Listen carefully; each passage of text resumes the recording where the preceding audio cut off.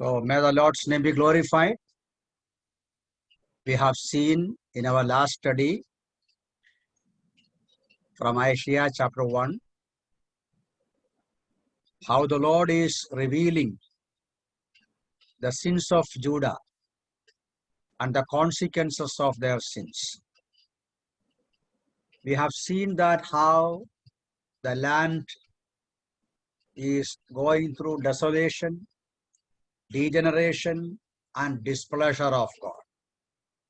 Displeasure means the Lord was not at all happy in their rituals. When they are unfaithful to the Lord, when they are living in sin, they are offering sacrifices and entering into the house of God. And God says, I'm tired of bearing you. Now from 16 onwards, we see the remedy. The remedy means what to do. You see, it's very interesting to see in the up to verse 15, the Lord very much forcefully and seriously accused the people of Judah. At the same time, from verse 16, we see how God is mercifully, very much graciously offering a remedy for them. That is something very, very much instructive. God is merciful and gracious to his people in spite of his hatred towards their sinful life. And we can see two things here. In verse 9, already we have seen how God kept a remnant. Now you read that in verse 9. Unless the Lord of hosts had left to us a very small remnant. Even though because of their sins, they had to bear the consequences. Desolation, degeneration. So many people were died. They died. God's judgment fell upon them. The enemy defeated them, killed them. But still the promise is God always keeps a remnant who will fear God, who will follow after the things of God. So we see there the first thing, God's mercy and grace is shown in the fact that God has kept a remnant for them. That is in chapter 1 verse 9.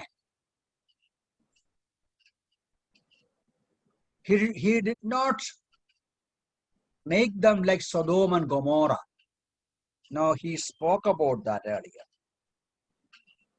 He called them, you are like Sodom and Gomorrah. You see verse 9 again. Unless the Lord of hosts had left to us a very small remnant, we would have become like Sodom. God did not make like that. That means whenever God punishes his people, whenever God punishes or chastens his people for their sins, that's not actually punishment, or that's not vindicative. So God's punishment against his people is not vindicative or avenging.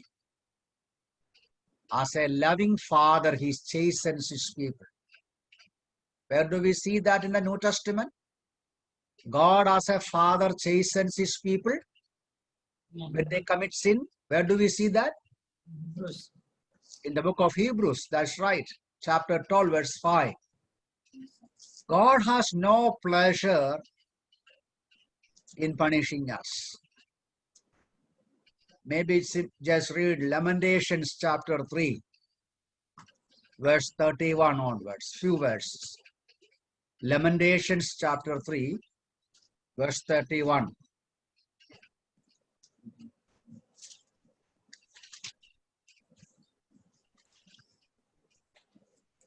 You didn't get it? Though he causes grief, he will show compassion according to the multitude of his mercies. For he does not afflict willingly, nor grieve the children of men. Now, we read there, God, even though he is causing grief, he will show compassion. He does not afflict us willingly. God does not find any enjoyment in punishing his people. He does it because he, as a father, loving father, he chastens us that we may live a holy, obedient life. He is always long-suffering. So what we should do? Because God is merciful, kind, and long-suffering, what shall we do? Tell me. Paul says in Romans 2:4, read that, Romans 2:4. The book of Romans, chapter 2, verse 4, Paul says, what shall we do because God is merciful? Do not despise the riches of his goodness, forbearance, long-suffering, that knowing that the goodness of God leads you to repentance. God is merciful and gracious. We should not, despise it. We should repent and return to the Lord because he is gracious and merciful. So that is the first indication of God's compassion. God keeps a remnant. He does not destroy his people utterly. And the second thing is that we find here in 16 onwards, God calls his people back to him, back to himself. Now, verse 16, we have read that, especially you see 18, come now, let us reason together. God is calling his people back to God. He invites them, come now. God is pleading with them. You see, God not only reveals our sins, not only he will expose our sins, he will provide us a way in grace. Graciously, he provides a way that we may find cleansing, washing, and we may find forgiveness. So here we see God is offering two things to the people of Judah. You come to me. I will give you two things. What are the two things there? First of all, in 18, he says, I will cleanse you. You see that verse 18? Come now, let us reason together, says the Lord. Though your sins are like scarlet, they shall be as white as snow. Though they are like crimson, they shall be as wool. You see, earlier the Lord said in 15, verse 15, your hands are full of blood. In the end of verse 15, your hands are full of blood. Now the Lord says, you come to me. I will make it like crimson. Now here actually the Lord says, your sins are like scarlet. They shall be as white as snow.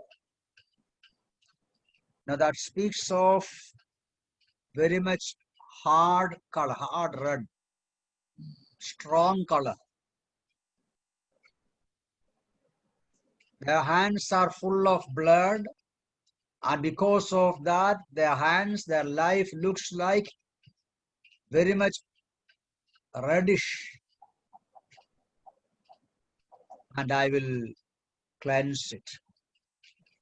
Instantly, he says, come now, verse 18.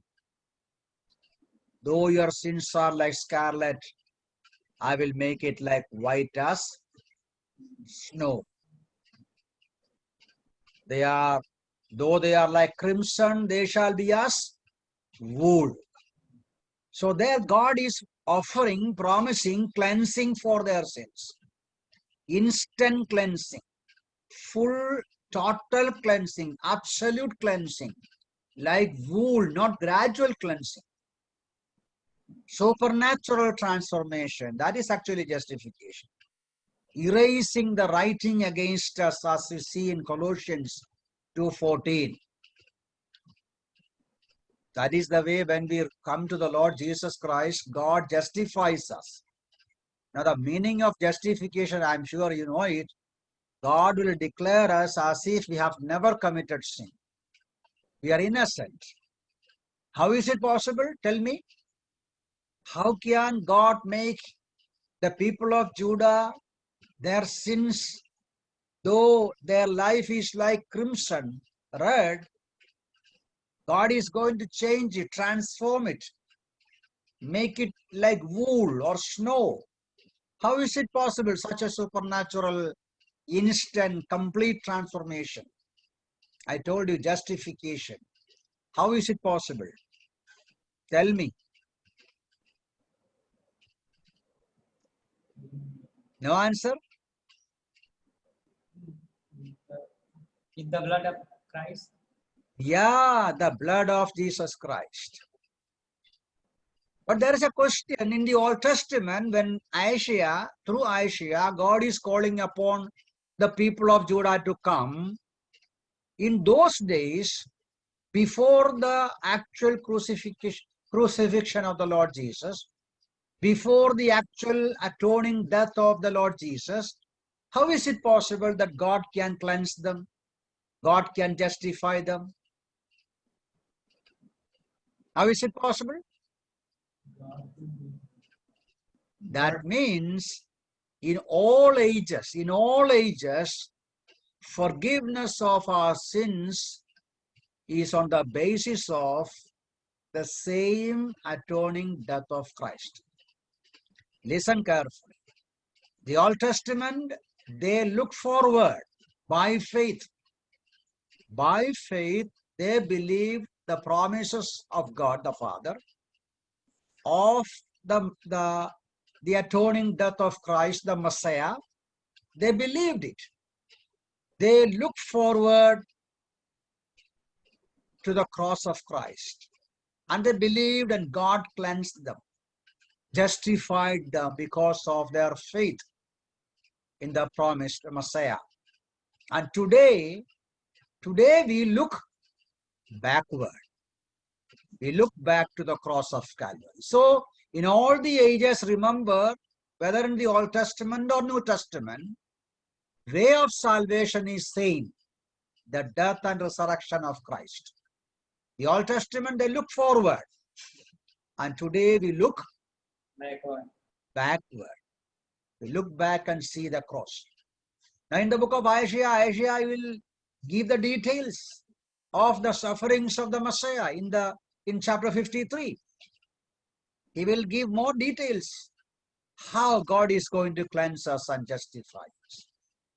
So that is the first thing God offers to the people of Judah as a remedy for their sinful life, to escape from the penalty of their sins. Cleansing. And the second thing, verse 19. Read 19. Another thing God is promising there. Verse 19. If you are willing and obedient, you shall eat the good of the land. Yeah, what does the Lord promising them? The good of the land, the goodness of the land. Now remember, in the Old Testament, as far as Israel is concerned, the blessings are earthly blessings. You know that. Maybe just read in connection with the land that God is giving, God gave to the people of Israel. We see in the book of Deuteronomy chapter 8. Deuteronomy chapter 8, verse 7 onwards. For the Lord your God is bringing you into a good land, a land of brooks of water, of fountains and springs that flow out of valley and hills, and the land of wet and barrel, the vine of the vine and of fig trees and pomegranates, and a land of olive oil and honey, a Yeah, land in which you will eat bread without scarcity, yeah. in which you Yeah, that's enough. That's enough. You see, there God, even before they reached the land, said, God is going to give you such a land. Moses is telling the people of Israel, a good land that flow out of valleys and hills, a land of wheat and barley, of vines and fig trees, pomegranates, a land of olive and olive oil and honey, a land in which you will eat bread with scarcity, without scarcity, in which you will lack nothing, a land whose stones are iron, and out of whose hills you can dig copper. Did you understand? There are much more we see about the land. So we see in every aspect, God gave the land a blessed land. All kinds of blessings they have. Fountains, springs, valleys and hills and wheat, barley, fig trees, and so on and so forth. So the Israelites are concerned, God's blessings are earthly blessings. And all those goodness today we see in Christ, our blessings are heavenly blessings and spiritual blessings. You know, in the book of Ephesians, we read that in chapter 1, verse 3, we see we have been blessed with all the blessings in the heavenly places. 1 verse 3. blessed Every spiritual blessing in the heavenly places in Christ. Verse 11, we see in him also we have obtained an inheritance. We have inheritance in Christ. So in the New Testament, what is our blessing? Tell me, can you tell me what is the blessing that we have in the New Testament? Holy Spirit. Sorry? The Holy Spirit, sir. In the New Testament, our blessings are heavenly, our blessings are spiritual. And verse Ephesians 1:11 says, all our blessings are in Christ. All our blessings are inheritance in Christ. So what is our blessing? Our riches, our blessing is Christ himself. All our blessings are in Christ. So remember, or clearly we need to understand, the Israelites, they enjoyed the fruit of the land. Today we enjoy the fruit of the Holy Spirit and the goodness of the Lord Jesus Christ. Did you understand that? So God says to the people of Judah, you come to me, I will give you cleansing. Though you are rebellious, though your sins are like scarlet and crimson, I will make it like snow and wool, and you will find absolute, total, instant cleansing. And you will see or enjoy the goodness of the land. Today in Christ Jesus, it's our privilege to enjoy cleansing and also enjoy the goodness of the land, that is the goodness of the Lord Jesus Christ, the fruit of the Spirit of God who is dwelling inside. Now, how is it possible? Now, what shall they do? Now, in the following verses, that is 16 onwards, God tells them 5 things they should do. How many things? 5 5 things they have to do. It will not come easily, automatically. They have to do 5 things. Number 1, you see 16. Just read verse 16 again. Wash yourself, make yourself clean, put away the evil of your doing from before my eyes, cease to do evil. Cease to do evil. Now, so many things are there, but we will take the first one. Sorry, the first as from the end of the verse. Cease to do evil. That means you should put a full stop to all the wicked things that you are committing. If you want cleansing, if you want restoration, if you want blessings from me, my favor, my gracious blessings, you need to cease to do evil. That is, they should put a full stop to all that wicked ways. Now we must understand this is something, the most reasonable requirement. What else the Lord can do? What else the Lord can say? You put a full stop to your evil ways. And the second thing, it's a very comprehensive requirement. That means all forms of evil must be removed, utterly removed. It's a comprehensive requirement. And it is an essential requirement, not a counsel, but a suggestion. It's not a counsel, but a suggestion. It's not an imperative requirement. It's not an essential requirement. The Lord says, if you verse 16, wash yourself, make yourself clean, put away the evil of your doings, and cease to do evil.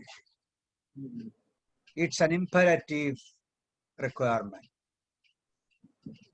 It's an essential requirement. And also we need to understand this is something very much basic. This is the beginning. This is the place we have to start. They have to start. That is, put a full stop to the evil ways. And secondly, in the same verse, wash yourself. Cease to do evil. And secondly, Wash yourself. yeah, thank you. Wash yourself. That means they should cleanse their evil, the mark of their evil life. Now there is a little bit confusion. Now 2 things I will ask you there. The first thing, why is it necessary? Why should they wash themselves? It's not written there. God says you come to me, but as you come to me, you have to put a full stop to your evil ways. Number 1. Number 2, you have to wash yourself, make yourself clean. 2 questions are there. The first one, why is it necessary? Why should they come to God? Before they come to God, they should wash themselves. Because of God is holy, sir. Yeah, because God is holy. He cannot look on evil. It's offensive to God.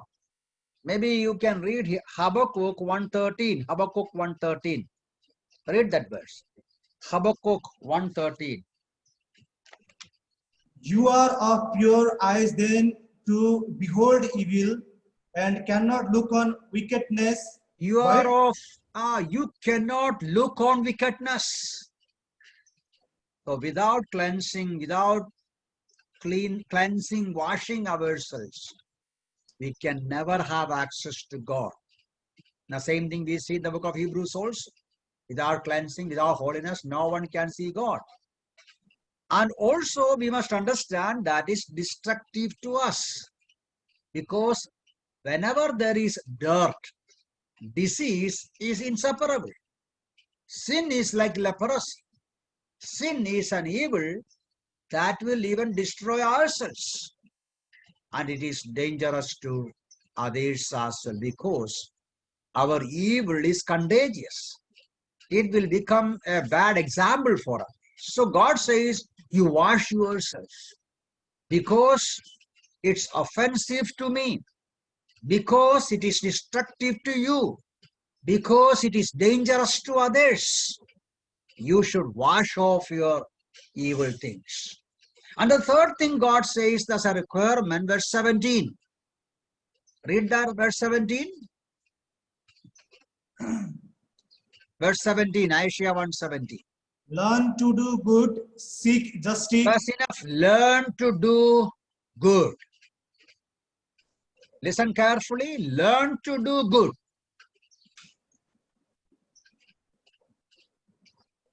What does it mean? That means you should do good. You cannot simply say, I'm sorry. You cannot simply say that you have cleansed yourself. You should do good, or in other words, your action should be holy. And your action should be such that is revealing your repentance. That is, showing your repentance. So merely saying our decision is not enough. Our decisions to come to the Lord, to wash ourselves, to find cleansing should be from heart. It should be proved through reformed actions. And what good they have to do? Seek justice, rebuke the oppressor, defend the fatherless, plead for the widow. So they have to do good, or as a proof of their willingness to come to God for cleansing, as a proof of their willingness to wash themselves, they should do good. Now you see, three things are there. These three things are going together. Cleanse yourself, wash yourself, then what was the first one? Yeah, cease to do evil. Cease to do evil, then wash yourself, do good. Now these three things go together, very much significant. Cease to do evil, that means putting a full stop for the evil actions. We stop in our wrong way. Wash yourself, that means cleansing and washing the mark of our evil ways, and then doing good. Habitually, we begin to do good, exhibiting a renewed life. Now, these three always go together. These three together called repentance. Repentance is not simply raising the hands. Repentance is not simply feeling sorry for our sins. Repentance is not simply saying, I'm sorry. Repentance is put a full stop to your evil way, wash yourself, go back to the right path. That is repentance. So God says, you come to me with repentance. You repent and return to me, then I will cleanse you. Now here is another question. Do you see any contradiction here? In this passage, do you have any contradiction? In verse 18, God says, I will cleanse you. Did you see that in 18? You come and reason together, then I will cleanse you. Did you see that? See? In 18, that is the promise, I will cleanse you. I will make you like a wool. Yes, sir. So in verse 18, God is promising cleansing, total transformation and change. Then God says to them earlier in the 16, you wash yourself. You remember, we have already seen that man is depraved, and he is not capable of nothing but sin. Completely sinful. We have seen that earlier. Even the good works are not sufficient before God. Even in the good works, you will see a motive of sin, deceitfulness. So how is it possible that God is demanding a sinful man, you wash yourself? That's my question. Can you answer me? How can God demand sinful, depraved human being to wash yourself when he is not able to do that? He is full of evil. His heart is corrupted from the bottom of his feet to the top. Totally, he is, contaminated, corrupted with evil. Now, how can Sir, God tell him? sir, Yes, sir, yeah, was that's your yours, answer. sir, sir, wash yourself like is a, sir, wash yourself like a Elephant. repentness. Okay, okay, that is your answer. See, one thing we can understand is throughout the Bible, we see God always gives us the free will. Before God will do anything with us, we have to go to Him. So, God will cleanse us, no doubt about it. But before that, God says, first you do some washing. That is the way we understand. You can see that. So, we have the free will to respond or to reject the admonition of God. I believe the moment we respond positively, we stop our evil way and we begin to wash ourselves and realizing we cannot do. And we say to God, God, I'm helpless. I'm not able to cleanse myself. We cannot wash ourselves, actually speaking, but we need a desire. We need to go to Him, accepting, admitting our failure, our inadequacy, our incapability. We see in the book of Philippians, we see God Himself enables us to fulfill His demands when we approach Him with all humility, accepting our failure. You see, the book of Philippians chapter 2. Book of Philippians chapter 2 verse 13. Now before that you read 4:13. There we see, what do we see there? I can do 4:13, yeah.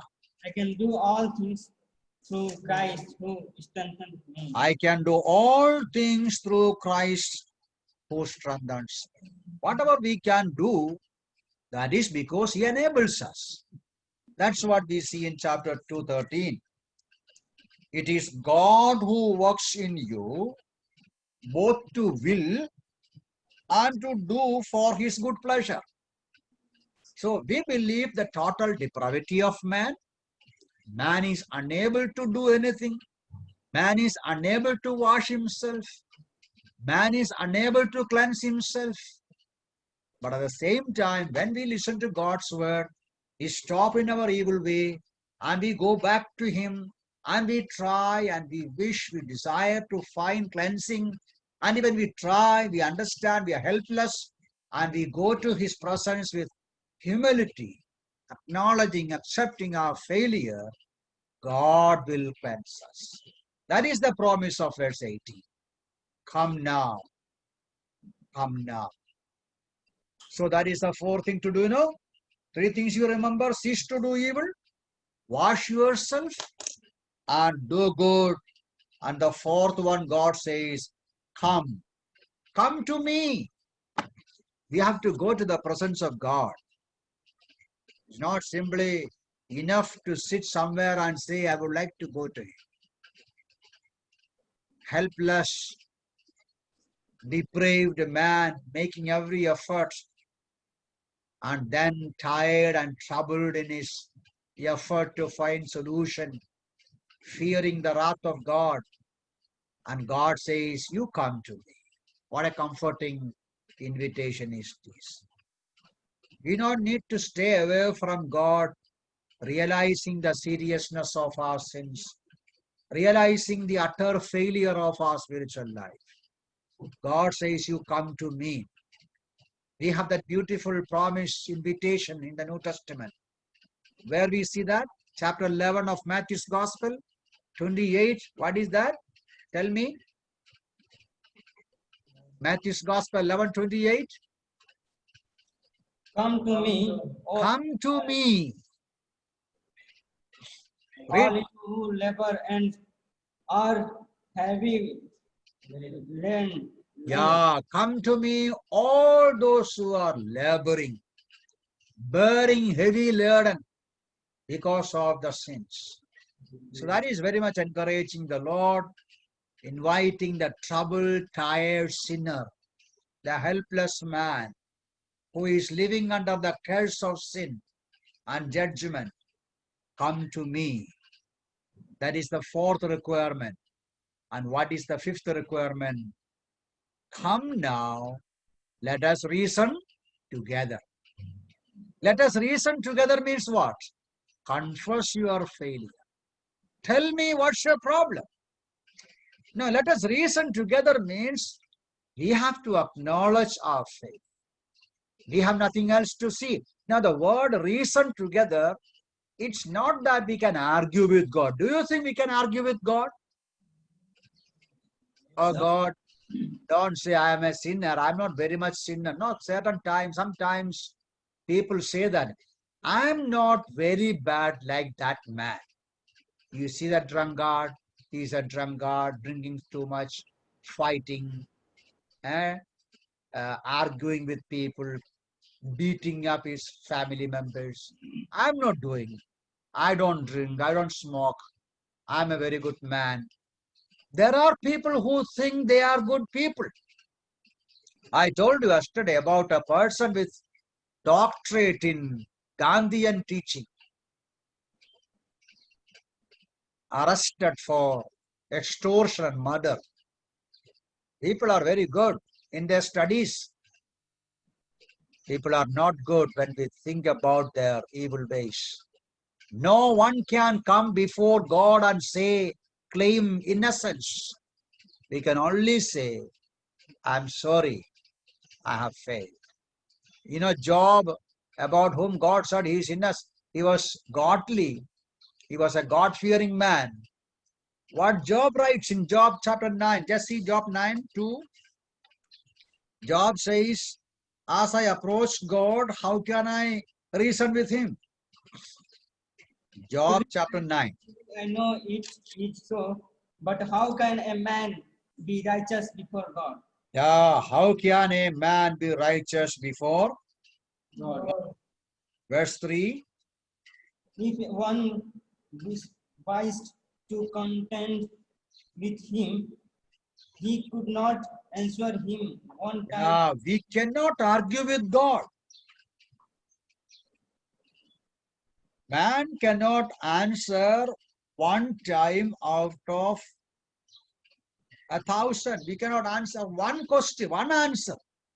God's questions are thousands, and we cannot even answer one answer, one question. And then in verse 14 also, how then can I answer him and choose my words to reason with him? Verse 15, though I were righteous, I could not answer him. I would beg mercy of my judge. So we see there Job telling we cannot argue with God. We can go to God and plead with God. Oh God, have mercy upon me. Oh God, have mercy upon me. I have nothing to claim. I can nothing to, argue before God. So that is something we need to understand. We have nothing to argue with God. but we have to confess our failures, our guilt. We can only say, I'm guilty. We can plead guilty. Or we can say, oh God, whatever you say about me is true. That is confession means. You remember in chapter 1:7 of John's Gospel, actually 9, what is that 1 John 9? If we, If you don't remember? If we confess our sin, If we confess our sins, sins, if we confess our sins. What does it mean, confessing our sins? Confessing our sins means acknowledging what God tells us. God's word tells us you are a sinner. And we say, yes, Lord, that is true. God's word says that you are under curse. And I say, yes, God, what your word says is true. That is confession.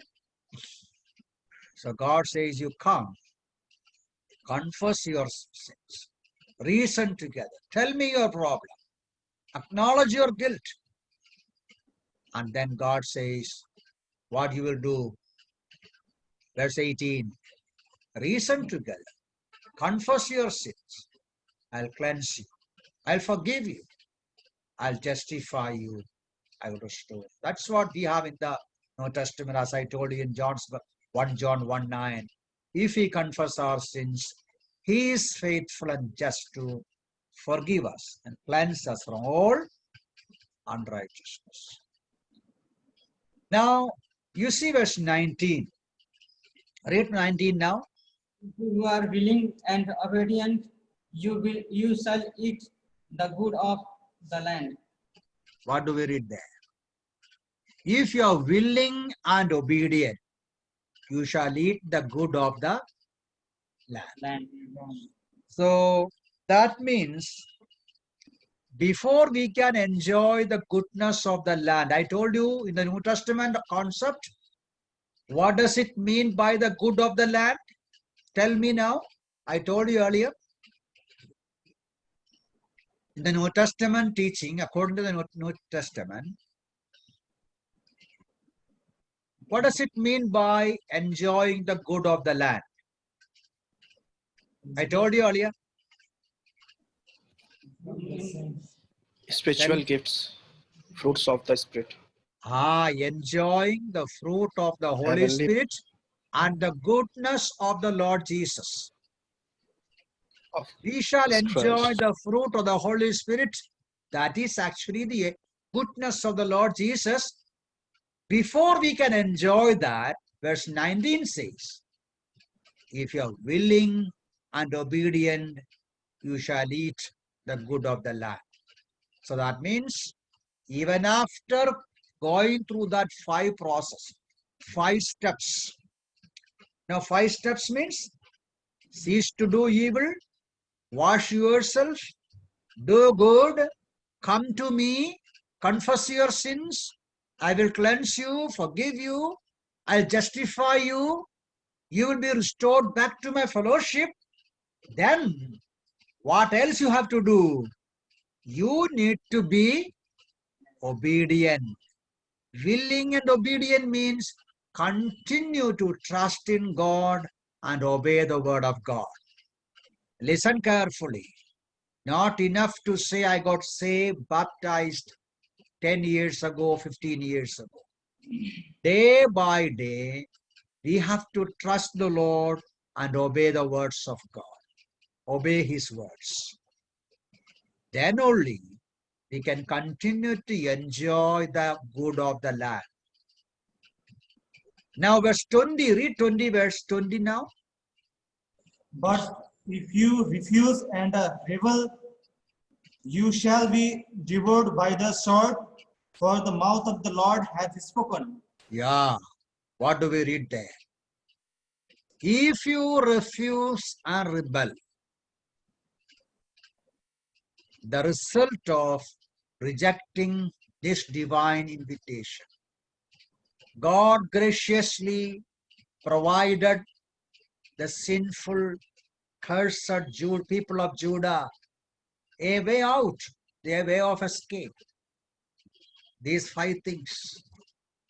Then In 20 verse 20, the Lord says, the result of rejecting this divine invitation, what God says, you shall be devoured by the sword. The mouth of the Lord has spoken. Now you see 24, verse 24. Therefore, There, yeah, read. therefore, the Lord says, the Lord of hosts, the mighty one of Israel, I will rid myself of my adversaries and take vengeance on my enemies. You notice that in verse 24, how many title God is using about himself. The Lord of hosts, the mighty one of Israel.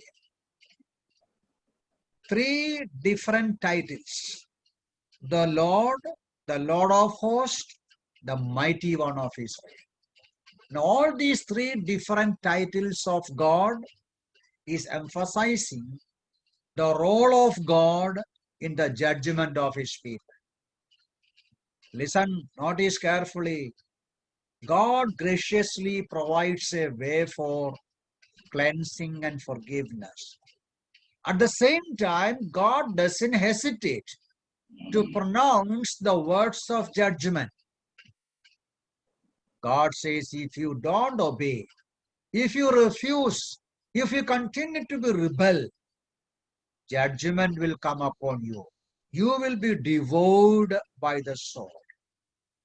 I, the Lord, is telling, the Lord of hosts, the mighty one of Israel. You see, in his authority and love for Jerusalem, he will do these things. So 24 onwards, we see so many things that God will do for them. You can notice that carefully as you go through it. God will punish the rebellion. And 25 says, I will purify the people. I will thoroughly purge away your dross. He says, I will replace the corrupt ones, verse 26, the corrupt judges. And then he says, verse 26, end of 26, afterward you shall be called the city of righteousness, the faithful city. God will restore the earlier status of Jerusalem. And finally he says 27, I will, the wicked will be destroyed. Verse 31, the strong shall be as tender, the work of it as a spark. Both will burn together. No one shall quench them. So we see that in the end, God says, refusing to listen to my voice, refusing or rejecting my way of salvation will be very, very dangerous for the people of Judah.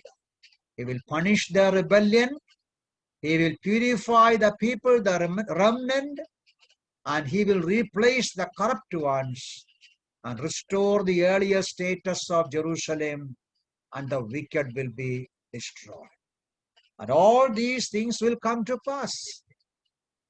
And we have read that God will keep a remnant, and in and through the remnant, God will do it. So chapter 1 shows us the evil, the sinful life of Judah, and the consequences of their sinful life.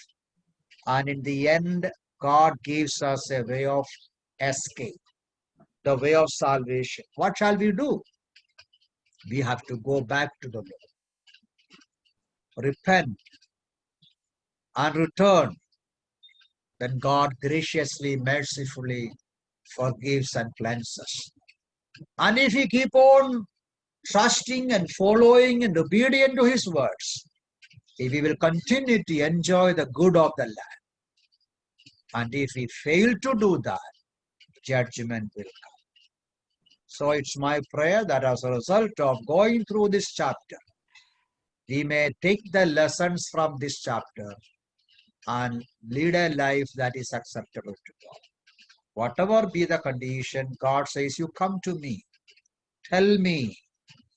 Let us go to the Lord, confess our failures, find forgiveness, and enjoy restoration, and also the good of the land, the fellowship, and the blessings of the land.